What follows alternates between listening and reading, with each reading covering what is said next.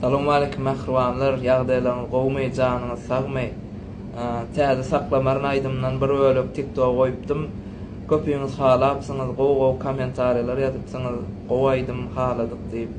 O hemmäňize minnetdar, janyňyz sag bolsun, köp sag bolun. Ine şu ýerde haýyş edenler üçin gitarada bir bölek ýerine ýetirip bereýin. Maksadyna ýetdiňmi? Söýdürüp terk etdiňmi? Ya yalvarar öýtdiňmi? Gidiver bar saklamaryn.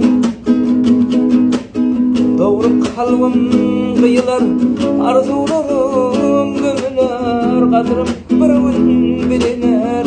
Gidiver bar saklamaryn. Namusdan kül bolsam da, armanlarda galsam da, inni sensiz ölsem de, gidiver bar saklamaryn.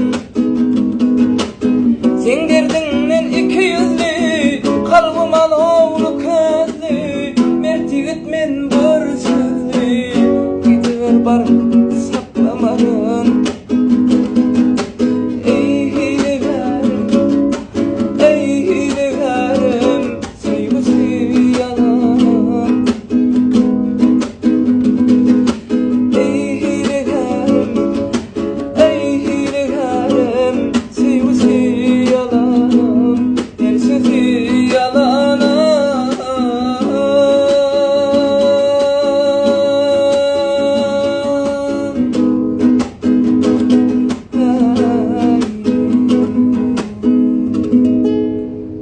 Janyňyz sag bolsun.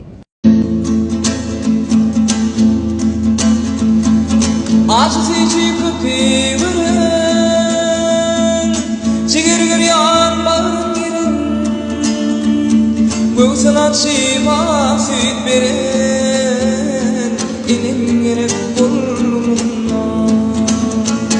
Göwsüne şifa süýt beren, inin gerek bolmuna.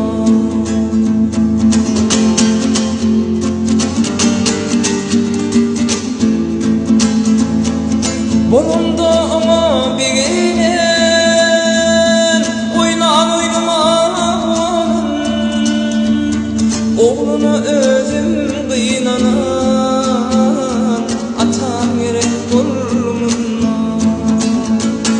Oğluna özüm gıynanan, atam gerek bolmuna.